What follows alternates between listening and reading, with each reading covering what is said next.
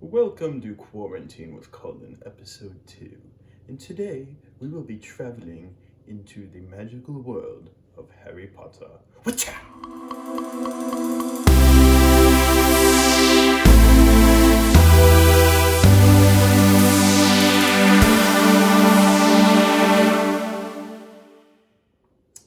I'm sorry for the lack of content these past few days. Weeks. What I've been studying for my OWLs at Hogwarts School of Witchcraft and Wizardry, I can't even keep track of the days anymore. Who's with me on that one?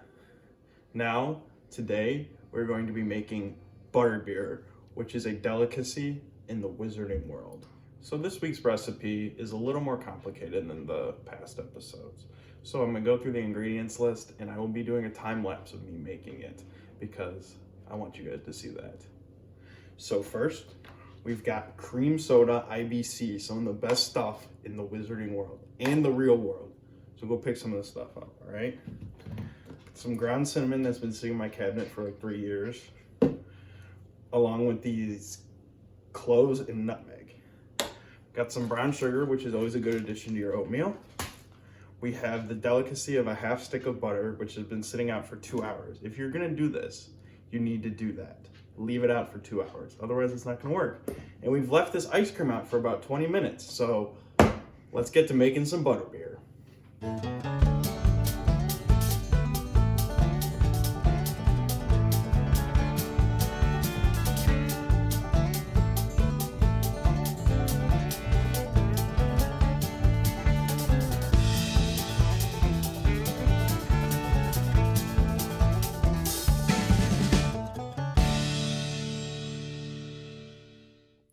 So my producer didn't inform me that we had to refreeze the ice cream after we let it sit for a while.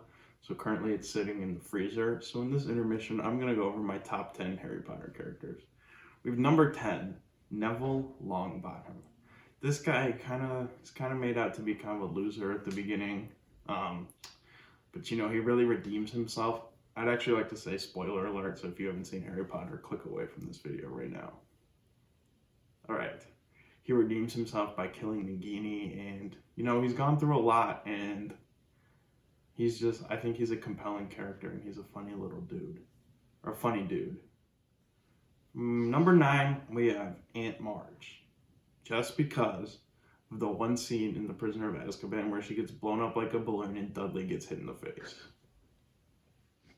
So next we have Arthur Weasley, and I see him sort of as one of 2 or 3 of Harry's father figures in the movie. He's the one who tells him about Sirius Black. He's a cool wizard. He goes with him to the Ministry of Magic in book 5. And he's always looking out for Harry, even though he has a bunch of other idiotic children who are always causing trouble. So he's always got time for Harry. Next, I actually have 2 people, Fred and George Weasley. These guys are hilarious. They bring comic relief. Especially in the first book when their voices are super squeaky. First movie, it's really funny to watch because now they're like old people, but they're like, yeah, George, yeah. Yeah, and their joke shop, that's awesome. I would really want to go there in real life. So that's my pick for number 7. So next we have Professor Lupin, and I really like Mr. Lupin because, again, Harry probably has more than 2 or 3 father figures. He has a bunch. Lupin's another one. And Lupin is a good guy, and it's sad that he can't stay at Hogwarts because he's a werewolf. But what he does is noble, and he helps Harry learn the truth about Sirius Black. Next, we got Mad-Eye Moody, and not when he's a loser in book 4. He's being portrayed by Barty Crouch Jr., but just in book 5 because he's a pretty cool wizard. He's kind of a badass. He's got his peg leg in his eye, and he's a funny guy. No, he's not funny.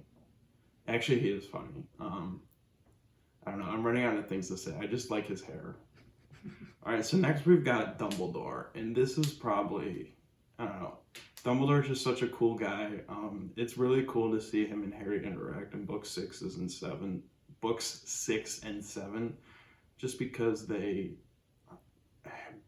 Dumbledore just like is guiding Harry through his journey, and it's really cool to see that. And I don't remember what happens to Dumbledore at the last book, so I'm rewatching the movies right now. But I'd say something about that if I remember. But to be honest, I don't know remember what happened.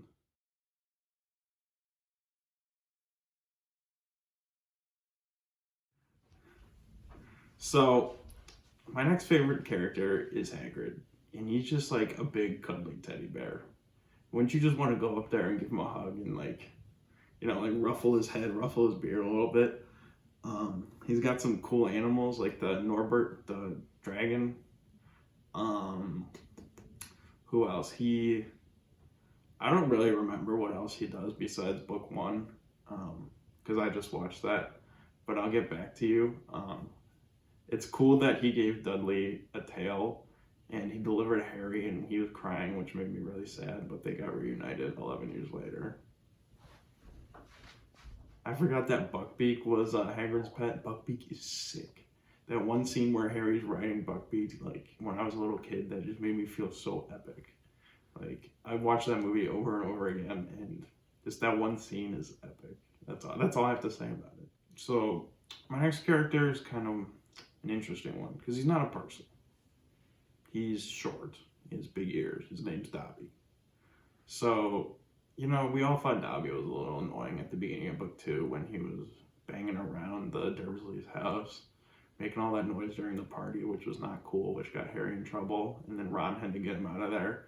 And then he kept trying, he kind of ruined the beginning of Harry's second year at Hogwarts, but in the end he redeemed himself because he helped them with the Chamber of Secrets, and he gave his life for Harry's in book 7, which was extremely sad, an extremely sad cliffhanger to leave off in the Deathly Hallows Part 1.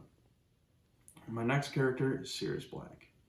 Sirius Black is a beast because he can turn into a dog. That's awesome. He's also another father figure of Harry. I also really like his hair and his beard. It's kind of sad that he dies in the 5th movie, but that stupid lady with the hair, Bellatrix Lestrange, kills him, which made me pissed because he's my favorite character. So, but Sirius, ride or die, baby. It's cool how his like it's a mystery about him, how they all think he's bad, and then he's good, and then he's in the Order of the Phoenix, and he's got a good story. He's only around for 3 books, but no, he watches out for Harry, and he does a good job. And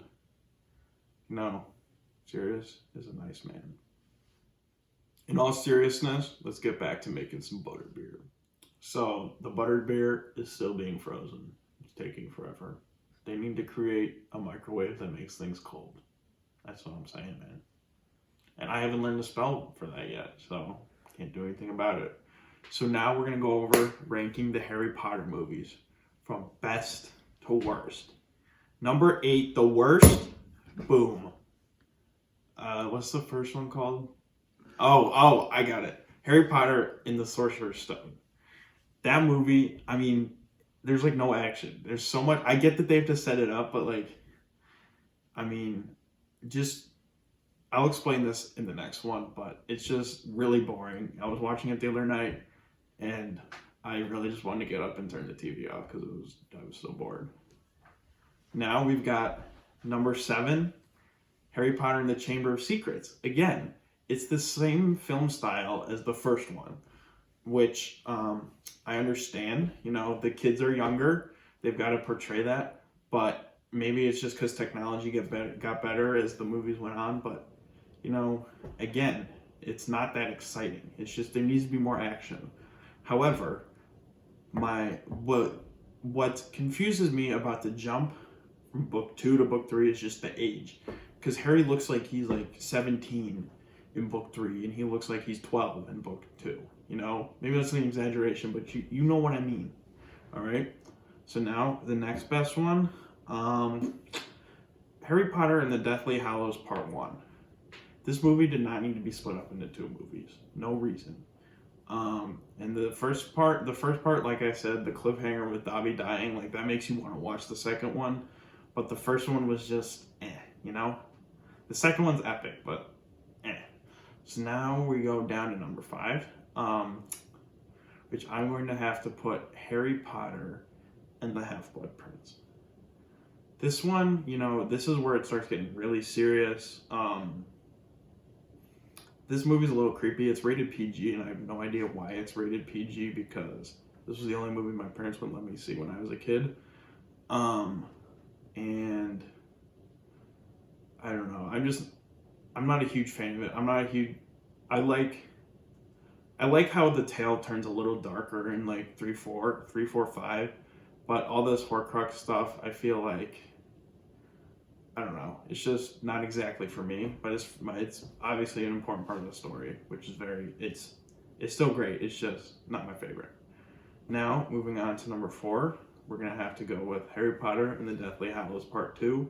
We've got the epic last battle between Harry and Lord Voldemort. This movie's sad. There's so many people dying. And then at the end, you see some horrible makeup effects with Ron, Harry, and Hermione and Ginny at the end. But other than that, that's all I really remember, so I'm going to have to rewatch it. Maybe the list will change. Who knows?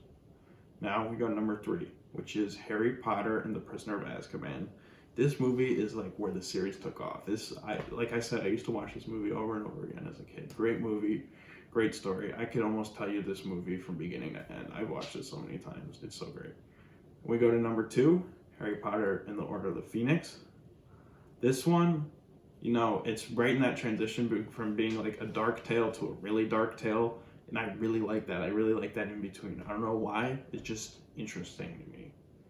And I really like how a lot of his time is spent at Hogwarts, right? And Harry's he's older now, and he has to train all the kids. And because Umbridge is a complete idiot with technology and, with magic.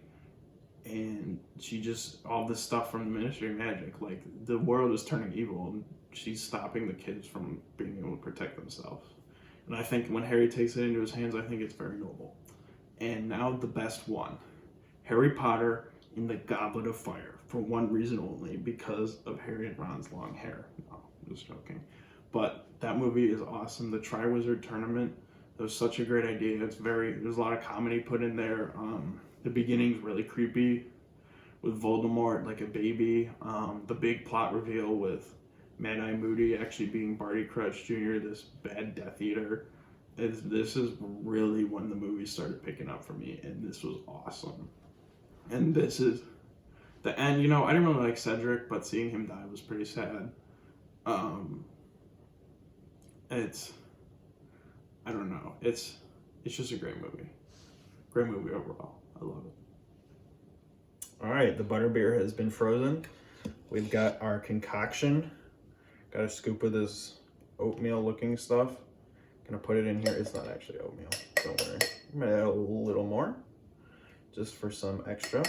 Now, you may have seen the time lapse. I added way too much cinnamon in this. Had a little mishap with that, but who knows? Open up the cream soda. Pour this bad boy in.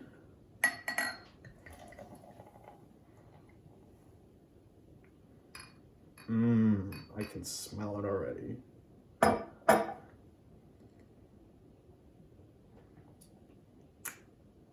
It's pretty good. First impressions? I'm gonna mix it up a little bit. I was confused why the recipe didn't have us mix it up, but you can do that at your own discretion, which I just did. Maybe I actually gotta get to the real drink.